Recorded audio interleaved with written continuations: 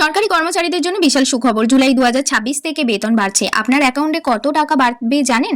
ভিডিওটা তাহলে স্কিপ না করে শেষ পর্যন্ত দেখুন। নমস্কার বন্ধুরা, স্বাগতম অল টাইম আপডেটে চ্যানেলে। আজকের এই ভিডিওতে আমরা জানবো কেন্দ্রীয় সরকারি কর্মচারীদের ডিএ বৃদ্ধির সম্পূর্ণ আপডেট, নতুন হিসাব এবং কে কত টাকা পাবেন।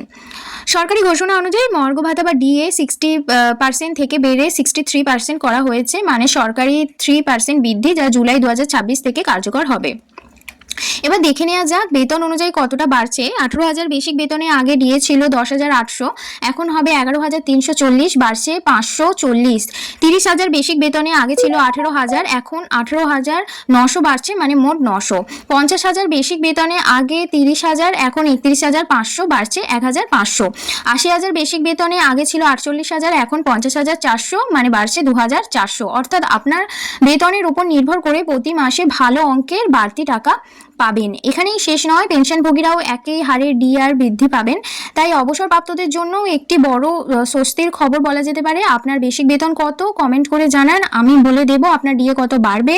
এই ধরনের গুরুত্বপূর্ণ আপডেট পেতে আমাদের চ্যানেলকে অল টাইম আপডেটকে সাবস্ক্রাইব করুন, লাইক দিন আর বন্ধুদের সাথে শেয়ার করুন। ধন্যবাদ। আবার দেখা হবে নতুন আপডেট নিয়ে। Thanks for watching.